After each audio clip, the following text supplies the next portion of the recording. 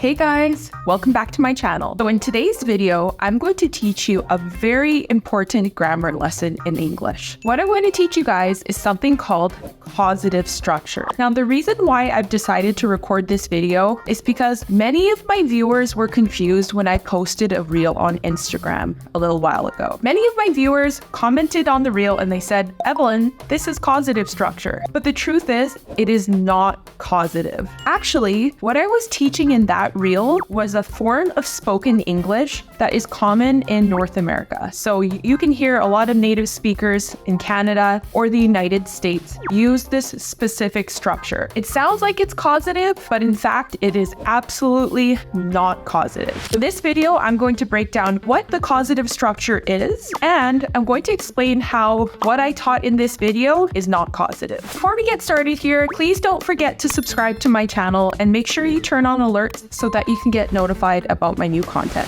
So to begin, I'd like to explain what causative structure is used for and how it's formed. In English, we use the causative structure when we want to convey that we asked someone to do something for us. Now, we can use this in the active form or the passive form. The active form is formed like this: subject plus have plus the object, which is a person, plus the base verb. For example, we could say, I'll have him call you back. This means that we are asking the person to call someone else back. Here's another example. I had Mary pick up some groceries. Again, in this structure, I am conveying that I asked Mary to pick up some groceries. So that's how you form the causative structure with the verb have. Let's take a look at how you form it with the verb to get. In this structure, we would use subject plus the verb get plus the object, which would be a person, plus to plus the base verb. For example, we would say, I'll get my mom to text you. Or we could say, she got her husband to buy her a new car. So that's how you form the causative structure in the active form with the verbs have or get. Now let's take a look at how you form it in the passive form. The passive form is formed like this: subject plus have plus object, which can be a thing, plus the past participle of a verb. Take a look at this example. She had her nails done. She is the subject. Had is a form of the verb to have. Her nails is the object. It is the thing that is having something done to it. And then done is the past participle of the verb. Here's another example. We had our house painted. So just like with the active form of causative structure, in both of these examples, I'm conveying that we have asked someone to do something, or we caused someone to do something. Hence the name causative structure. She had her nails done means that she got someone to do her nails. We had our house painted means we asked someone to paint our house. Here's how you form the passive form with the verb get. Subject plus get plus the object, which is a thing, plus the past participle of a verb. So I could say, we got the equipment moved, or we got the equipment moved to the warehouse. Here's a simpler example. He got his car washed. He is the subject. Got is the form of the verb get. His car is the object, and then washed is the past participle of the verb. Now that you guys know what causative structure is and how it's formed, let's take a look at that reel that I posted. There's a sentence structure that you can't find in any grammar textbooks, but native speakers use it all the time.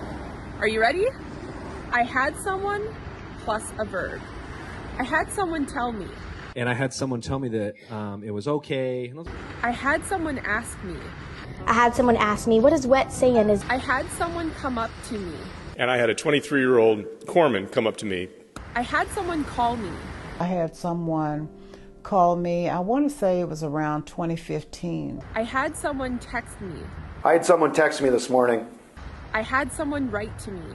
Had someone write to me very late at night. And it simply means someone asked me, or someone told me, someone texted me, someone wrote to me, or someone came up to me.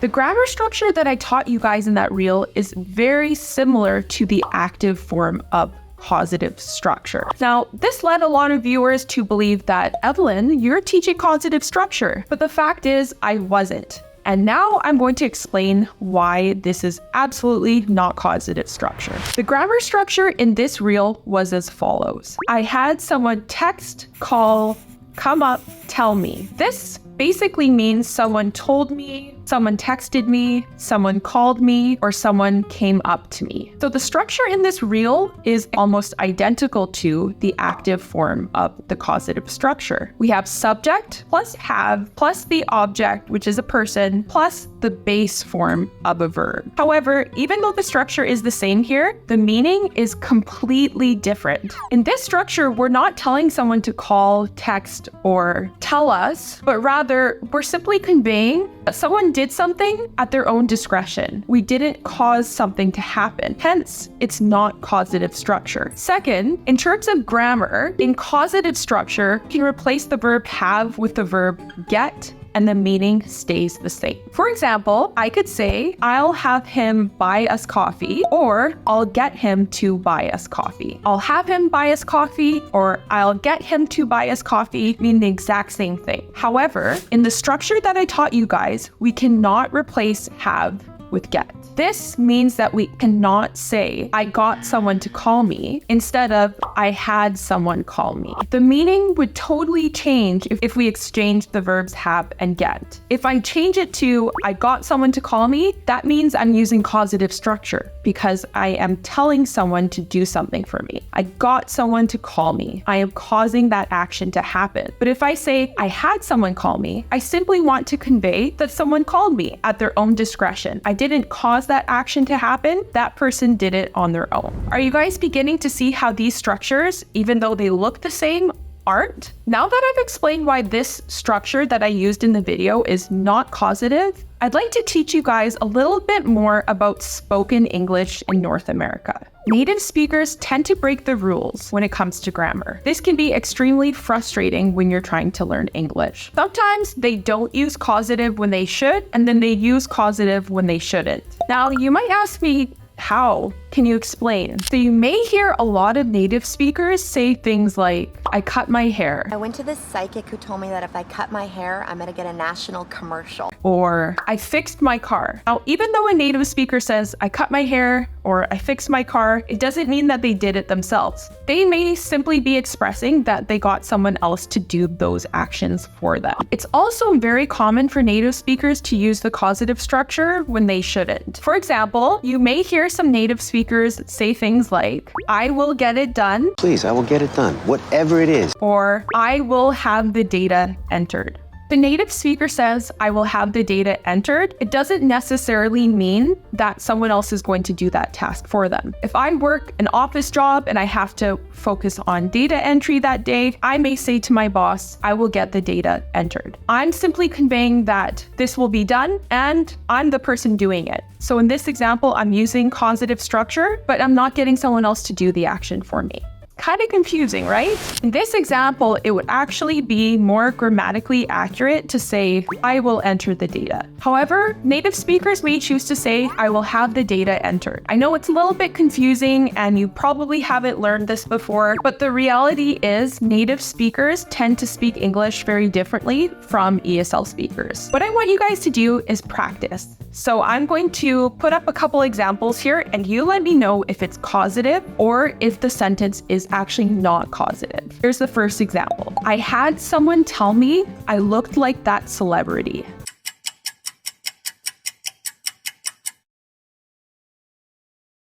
Great job! It's not causative. I have not caused the action to happen. All I'm simply saying here is I had someone tell me, which means someone told me. What about with number 2? I had my accountant friend do my taxes.